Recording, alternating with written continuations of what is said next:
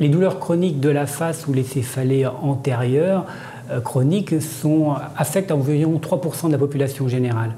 La céphalée chronique, lorsqu'elle dure 4 heures par jour, au moins 15 jours par mois et pendant plus de 3 mois.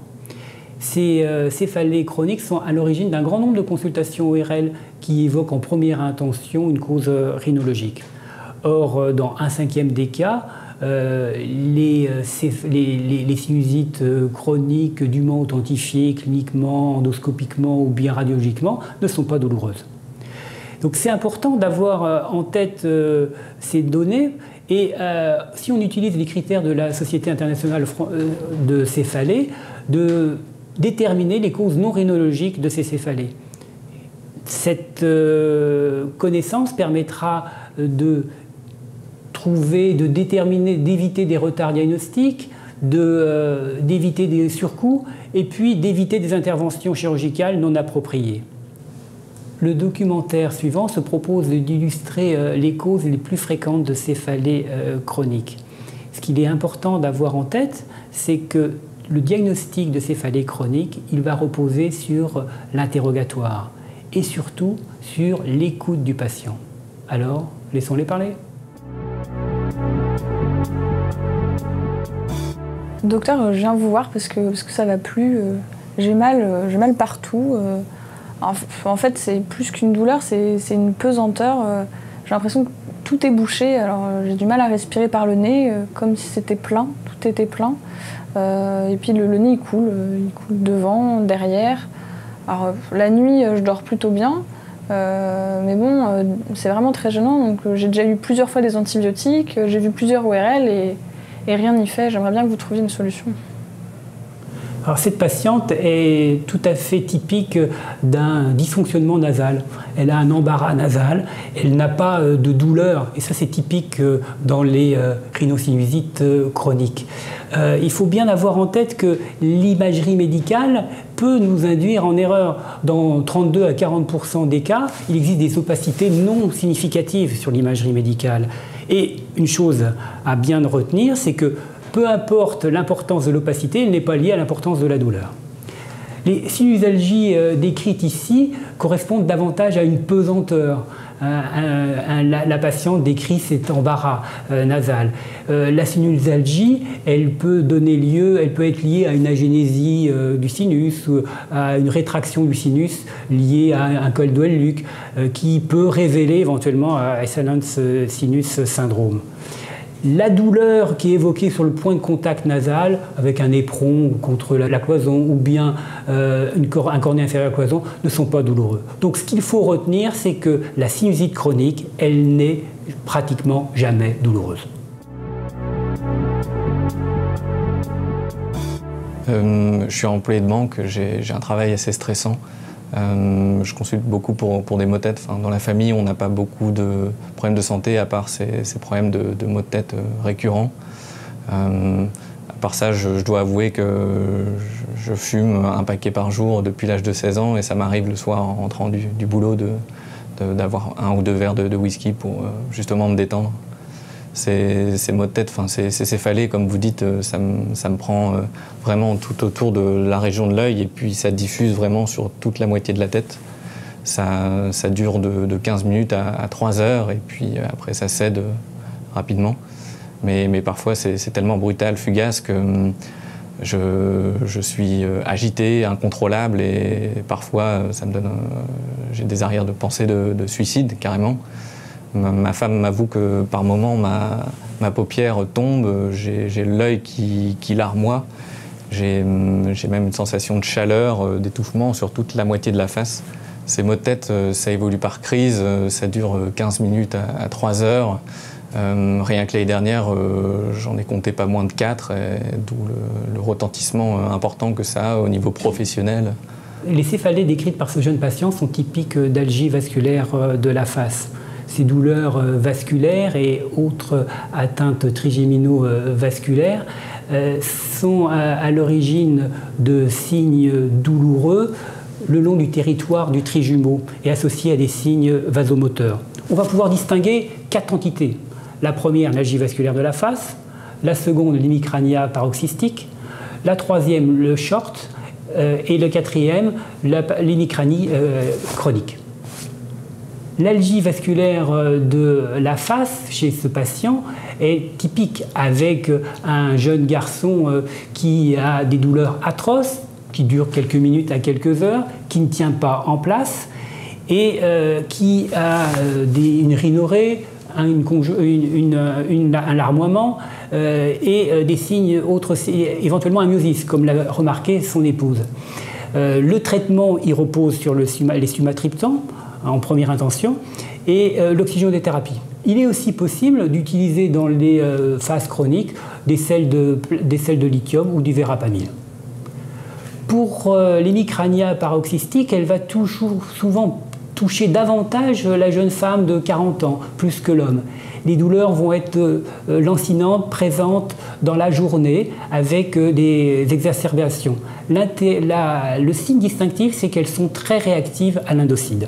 La troisième forme, le short syndrome, va être caractérisé par des douleurs brèves d'une durée de 2 minutes, mais qui vont être à l'origine de 20, parfois jusqu'à 50 crises dans la journée. Ces douleurs sont davantage localisées à la région ophtalmique, avec une sorte de coup de poignard.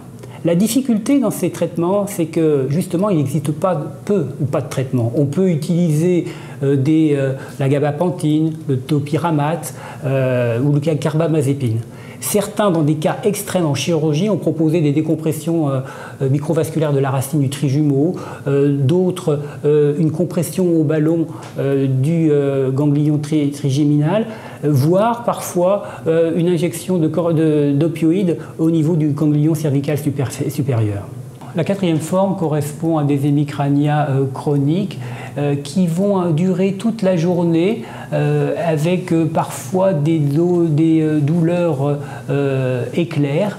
Là encore, ces céphalées vont répondre à de l'indocide. Mais la caractéristique, c'est qu'elles peuvent survenir par intermittence sur un fond permanent. Mes douleurs sont pulsatiles et elles sont parfois accompagnées de nausées. La crise commence par des troubles visuels et du côté opposé à la douleur, j'ai des fourmillements dans la main et dans la bouche. Ensuite, j'ai une douleur qui s'installe sur la moitié du crâne. Ça dure de 4 à 72 heures et puis ça peut changer de côté. Tout effort accroît la douleur, je ne supporte pas le bruit, la lumière, les odeurs et je ne suis bien que couchée.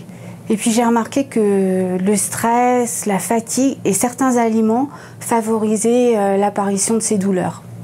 Cette jeune femme affiche toutes les caractéristiques de la migraine. La migraine, elle est liée à une hyperexcitabilité du système nociceptif trigémino-vasculaire qui est d'origine génétique et environnementale et qui est accompagnée d'une inflammation aspécifique périvasculaire. Le traitement de ces formes aiguës de la migraine repose dans un premier temps sur l'utilisation d'antalgiques usuels, voire des anti-inflammatoires non stéroïdiens. Mais bien vite, on a recours à la famille des triptans. Certains proposent aussi une oxygénothérapie. Le message important, c'est d'essayer d'éviter l'utilisation des morphiniques, qui sont à l'origine d'une pérennisation de la douleur et d'une automédication. Pour les formes chroniques, les agonistes sérotonergiques peuvent être utilisés, comme le méthoprolol, le propanolol, le topiramate.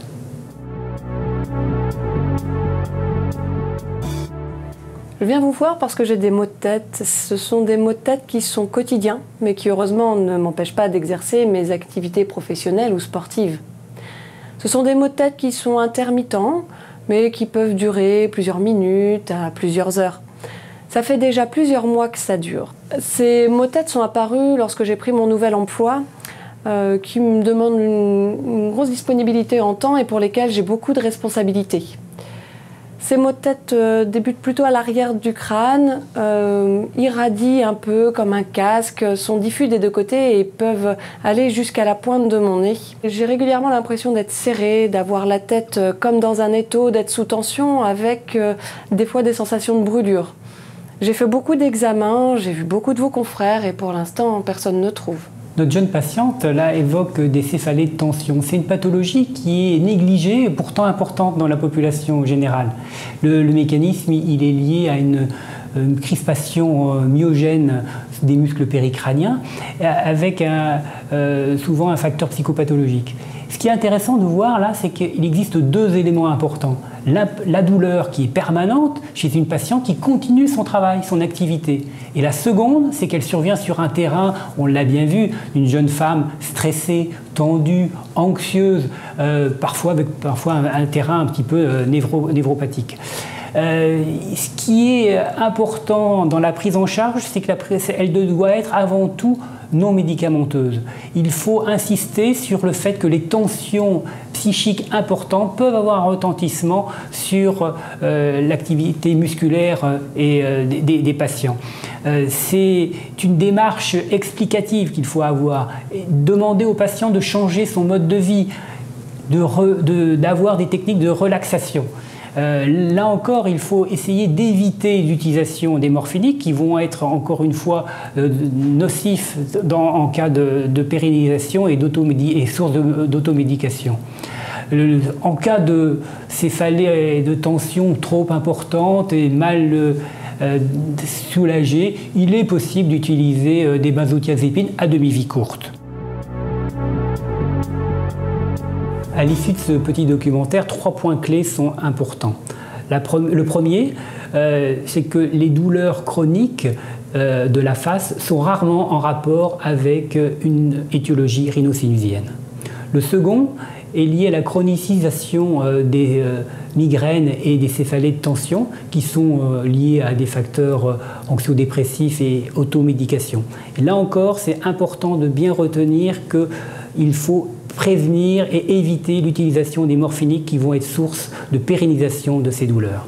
Le troisième point, en fait, c'est que pour faire un diagnostic de céphalée chronique de la face, il faut du temps, écouter le patient et rechercher à l'interrogatoire les éléments clés qui vont guider votre diagnostic.